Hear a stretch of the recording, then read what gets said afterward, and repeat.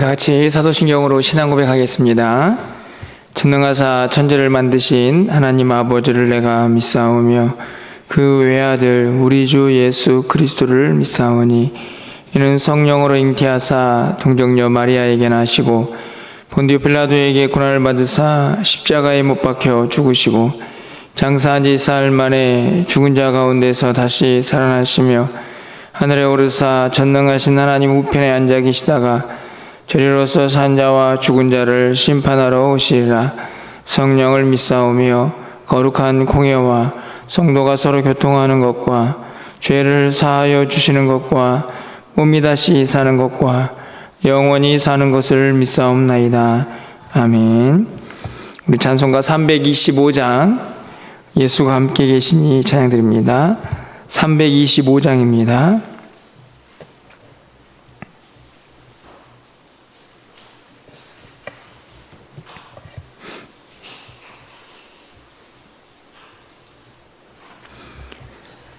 예수가 함께 계시니 시험이 오나 겁없네.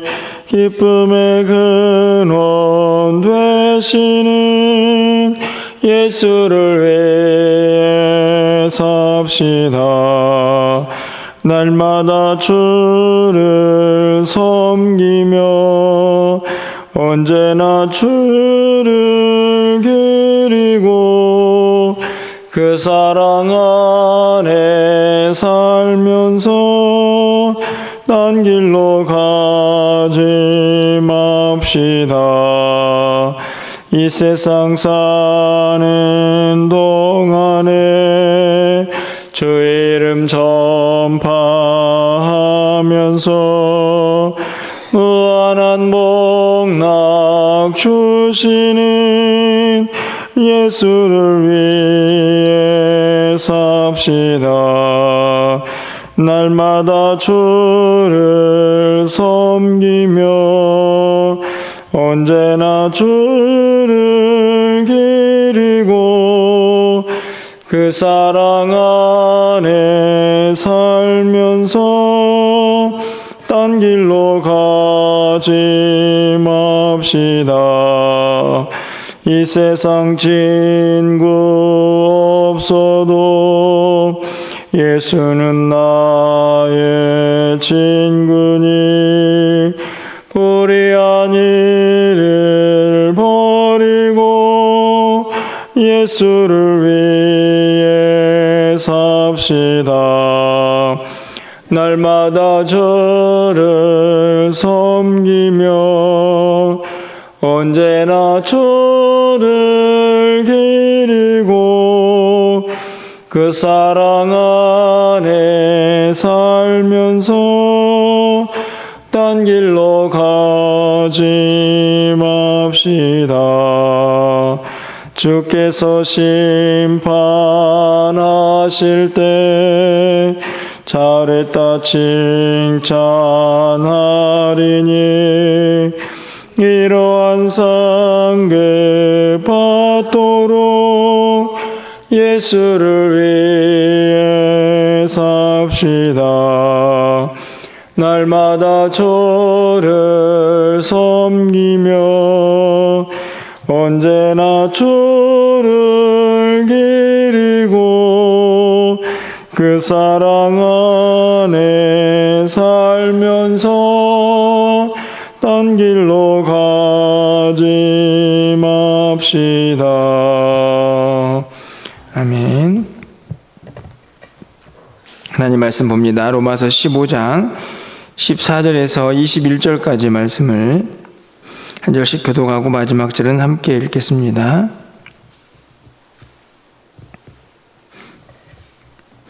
로마서 15장 14절에서 21절 말씀을 교독하고 마지막 절은 함께 읽겠습니다.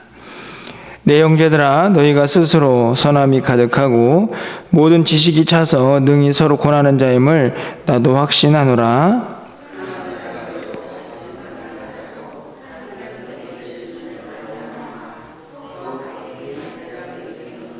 이 은혜는 곧 나로 이방인을 위하여 그리스도 예수의 일꾼이 되어 하나님의 복음의 제사장 직분을 하게 하사 이방인을 제물로 드리는 것이 성령 안에서 거룩하게 되어 받으실 만하게 하려 하심이라.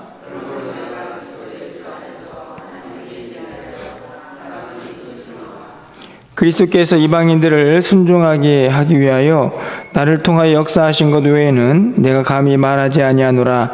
그 일은 말과 행위로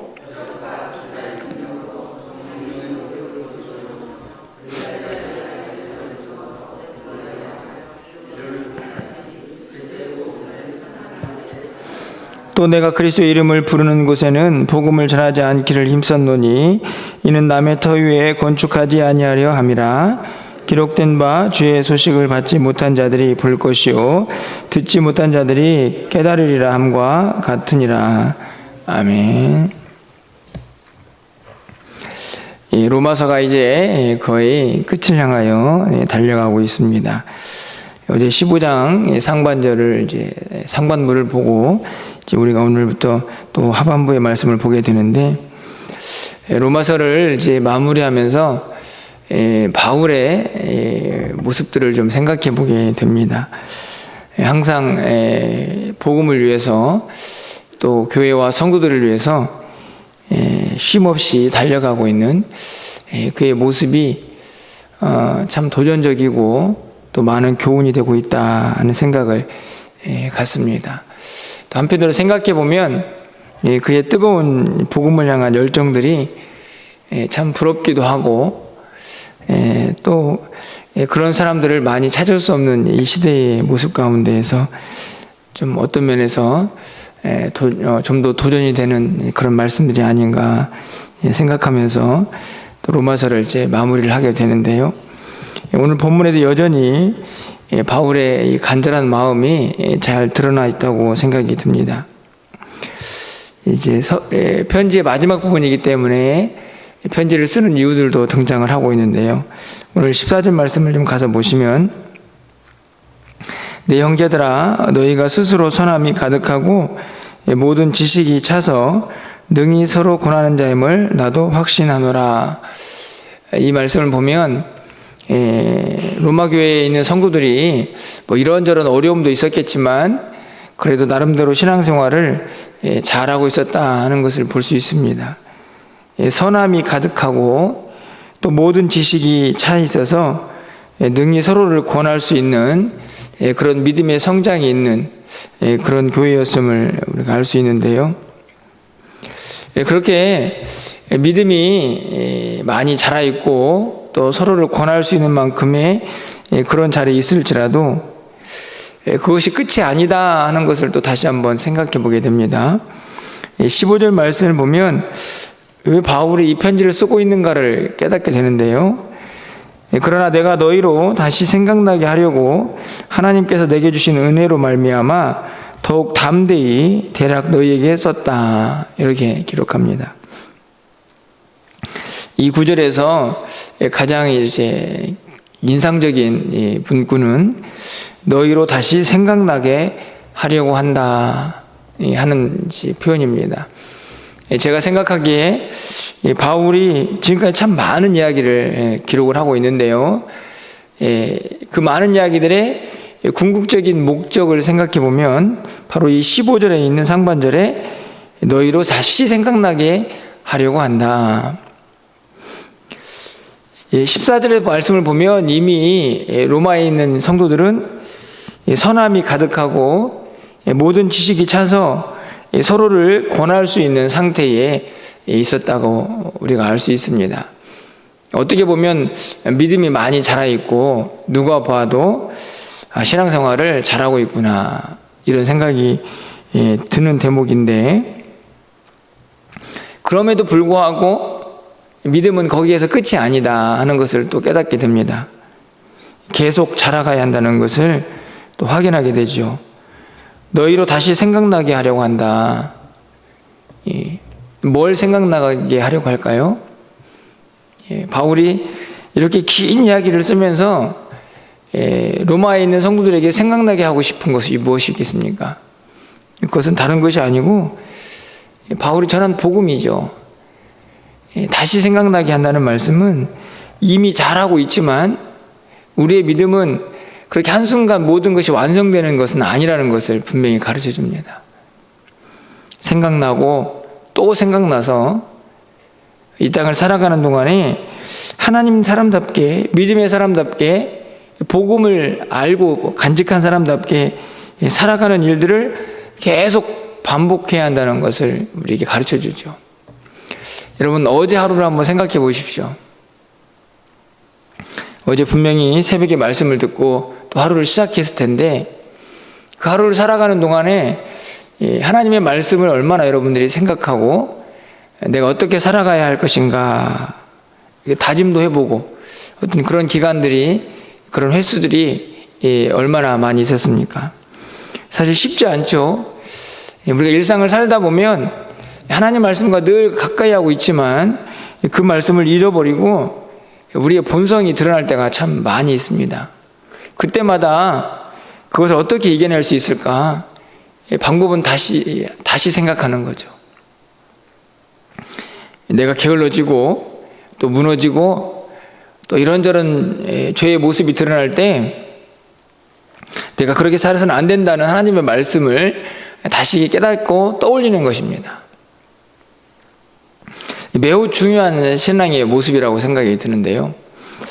여러분, 우리 보혜사 성령님께서 우리에게 하시는 일도 무엇인가를 생각해 보면 이 다시 생각나는 것이 얼마나 중요한 일인가를 알 수 있습니다. 요한복음 14장 26절 말씀이죠. 보혜사 곧 아버지께서 내 이름으로 보내실 성령, 그가 너희에게 모든 것을 가르치고 내가 너희에게 말한 모든 것을 생각나게 하리라. 성령님이 하시는 사역도 마찬가지입니다. 예수님이 가르친 말씀들을 다시 생각나게 하는 일들이 바로 성령님이 하시는 일인 것을 우리가 알 수가 있죠. 신앙생활에서 듣고 깨달은 것을 다시 생각하는 것은 너무너무나 중요하다는 것을 알 수 있습니다.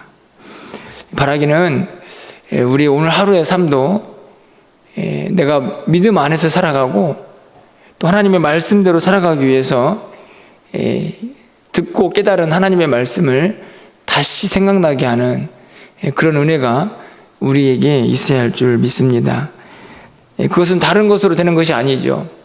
오늘 여러분이 말씀을 듣고 기도하는 순간에 또 하루를 살아가면서 하나님께서 나에게 뭘 말씀하시는지 또 묵상하고 기도하는 순간에, 그리고 무엇보다도 성령님이 여러분에게 은혜를 주시고 또 여러분 가운데서 역사하는 그 시간을 통해서 우리는 다시 생각나게 하는 은혜를 경험하게 될 것입니다. 그것을 통해서 우리는 또 다시 믿음의 길을 잘 걸어갈 수 있지 않을까 하는 생각을 갖게 되는 것이죠. 그러면서 바울은 자신이 지금 무엇을 향해 달려가고 있고 우리 모두가 다시 생각나서 해야 할 일이 무엇인가를 강력하게 강조하고 있다고 생각이 됩니다. 그것이 바로 16절에 기록이 되어 있는데요. 16절 말씀을 보면 이 은혜는 이렇게 시작을 합니다. 바로 앞에서 말한 은혜인데요. 곧 나로 이방인을 위하여 그리스도 예수의 일꾼이 되어 하나님의 복음의 제사장 직분을 하게 하사 이방인을 제물로 드리는 것이 성령 안에서 거룩하게 되어 받으실 만하게 하려 하심이라. 바울이 지금까지 뭘 해왔고 바울의 삶의 목표가 무엇인가를 분명히 보여주는 단어가 등장을 합니다. 복음의 제사장 직분이라는 것이죠. 제사장이 무엇인지 우리는 너무나 잘 알고 있습니다. 제사장이 하는 일이 무엇입니까? 이스라엘 백성들이 죄를 지으면 하나님 앞에 나아가서 대신 그 죄를 위해서 용서를 구하고 이스라엘 백성들을 중지하는 역할을 제사장들이 했죠. 이 제사장은 단순히 한 개인에게만 해당되는 것이 아니라 구약 성경을 보면 이스라엘 백성, 이스라엘 나라 전체가 제사장의 나라라는 사실을 우리가 알고 있습니다. 무엇을 의미합니까? 이스라엘 백성 전체가 하나님을 알지 못하는 나라를 하나님 앞으로 인도하는 사명을 맡은 거죠. 그게 제사장입니다. 단순히 제사를 지내는 사람의 직분이 아니고 하나님을 알지 못하는 사람들을 하나님 앞으로 인도하는 존재인 거죠. 그런데 바울이 자신이 제사장이다. 그런데 어떤 제사장입니까? 앞에 수식을 하고 있는 복음의 제사장이죠. 그래서 이 직분을 정리해 보면 복음을 알지 못하는 이방인들을 예수 그리스도 앞으로 인도하는 일을 하는 사람, 그래서 그 사람도 하나님 앞에 거룩한 산 제물 되어 살아갈 수 있도록 인도하는 사람이 바로 복음의 제사장이다, 이렇게 말할 수 있습니다. 여러분, 바울만 그렇습니까? 오늘 우리도 누구입니까? 거룩한 왕 같은 제사장. 이게 우리에게 주어진 또 다른 직분이죠. 이 직분은 무엇을 하라고 우리에게 주신 직분입니까? 복음을 전해서 예수 믿지 않는 사람들을 주님 앞으로 인도하는 직분입니다. 바울이 스스로 복음의 제사장 직분이다 라고 자신의 직분을 고백하고 있는 이유는 우리 모두도 그와 같은 일을 감당하는 사람으로 부름을 받았기 때문이죠. 사실은 매우 어려운 일일 수 있습니다. 내 믿음 하나 간수하기도 어려운데 자꾸 성경은 너 혼자만 사는 게 아니라 너를 통하여 행할 일이 있다, 하나님 원하시는 일이 있다는 사실을 계속 강조하고 있습니다. 지난 주일에 제가 하나님 나라에 대해서 같이 말씀을 나눴는데 그 모습도 마찬가지죠. 그냥 나 혼자 신앙생활 잘하면 끝인 것처럼 보이지만 하나님은 우리를 단순히 구원을 위해서만 부르지 않으시고 우리를 통하여 행하실 일이 있음을 분명히 가르쳐 줍니다. 그 중에 하나가 복음의 제사장 직분이죠. 우리를 통하여 예수 그리스도 알지 못하는 이들이 또 주님을 영접하는 그 사명에 우리 모두가 쓰임받기를 원하고 있는 것입니다. 바울은 분명히 알고 있습니다. 이 일이 자신의 힘으로 되었느냐? 그렇지 않죠. 여러분, 18절 말씀을 가서 볼까요? 어떻게 그 직분을 감당하고 있는가, 또 그 감당해 왔는가를 이렇게 고백합니다. 그리스도께서 이방인들을 순종하게 하기 위하여 나를 통하여 역사하신 것, 분명히 알고 있습니다. 이 구절을 보면 누가 나를 통하여 일하셨는가? 예수님이 일하셨죠. 그리스도께서 이방인들을 순종하게 하기 위하여, 이게 뭐냐면 복음의 제사장 직분이죠. 그 직분을 감당하기 위해서 나를 통하여 일하셨다. 매우 중요한 말씀입니다. 그러니까 우리를 부르신 다음에 주님께서는 우리를 내버려두지 않으시고 뭔가를 계속 하기를 원하시는데, 그 일은 내 힘으로 하는 게 아니라 나는 도구로 사용될 뿐 주님이 나를 통하여 일하시는 것입니다. 우리의 본분이죠. 매우 중요한 믿음의 고백이라는 생각을 합니다. 여러분, 오늘 하루를 살아가는 동안에 내가 하고 있는 여러 가지 일들이 있지 않습니까? 그걸 통해서 도대체 뭘 하기를 원하시는가? 이걸 항상 잊지 말아야 한다는 말씀입니다. 그게 교회에서 일이든 또 가정에서 일이든 직장에서 일이든 주님이 나를 왜 부르셨는가? 나를 통하여 뭘 원하시는가? 바울은 분명히 깨닫고 있는 것이죠. 예수님께서 복음의 제사장 직분을 위해서 나를 통하여 일하셨다. 그래서 18절 끝부분에 가보면요, 그 일은 어떻게 이루어졌는가를 분명히 알고 있습니다. 그 일은 말과 행위로. 말과 행위는 누가 한 것입니까? 바울이 한 거죠. 말하고 일하고. 여러분, 19절 말씀, 표적과 기사의 능력으로. 이거 누가 했습니까? 바울이 했죠. 누가 바울을 통해서 한 것입니까? 뒤에 보시면 성령의 능력으로.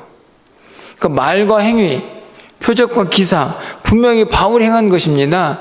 하지만 이 모든 것이 자신이 한 것이 아니고 예수님께서 성령의 능력으로 나를 통하여 하신 일이다. 저는 이 말씀에서요, 우리가 스스로 복음의 제사장 직분을 감당한다고 하면 얼마나 어려운 일입니까? 내가 어떻게 그런 일을 할 수 있어? 이런 생각이 들 수 있겠지만 우리를 부르신 주님께서 우리를 통하여 일하실 것을 우리가 믿음으로 좀 바라보시고 그것을 고백할 수 있는 그런 신앙생활이 되었으면 좋겠습니다. 그래서 내 힘과 능력이 아니고 그냥 나는 도구로서 사용될 뿐 하나님께서 나를 통하여 복음의 귀한 사역들을 감당하기를 원하신다는 사실을 우리가 깨달으면서 간절히 바라기는 오늘 하루도 우리에게 주어진 자리에서 복음의 제사장 직분을 잘 감당할 수 있는 그런 은혜의 하루가 될 수 있기를 간절히 소망합니다. 여러분의 삶을 통하여 나의 연약하고 부족한 모습이 아니라 예수 그리스도의 그 복음이 나를 통하여 일하시는 그 성령의 역사가 주변에 있는 많은 사람들에게 온전히 드러나는 복되고 아름다운 그런 한날의 삶을 살고 오늘 밤에 하루를 마감할 수 있는 은혜가 또 우리 모두에게 임하는 그런 한날이 되시기를 주님의 이름으로 간절히 축원합니다. 기도하겠습니다. 사랑의 하나님, 감사합니다. 바울이 이 편지를 쓰고 있는 이유가 다시 그들에게 생각나게 하려 하심이라고 말씀하셨는데 오늘 우리도 말씀을 통하여서 우리가 도대체 왜 부름을 받고 어떻게 살아야 할지를 다시 한번 생각나게 하시니 감사합니다. 주의 은혜임을 믿습니다. 오늘도 새벽을 깨워서 기도하는 사랑하는 성도들에게 주님이 원하시는 삶의 모습이 다시 생각나는 은혜가 있게 하여 주시옵소서. 우리도 바울처럼 복음의 제사장의 직분을 잘 감당하기를 원합니다. 그것이 내 힘과 능력으로 되는 것이 아니고 나를 통하여 일하시는 성령의 역사임을 고백합니다. 우리도 그렇게 우리 삶을 통하여 예수 그리스도의 복음이 온 세상에 드러날 수 있도록 주님 인도하여 주시옵소서.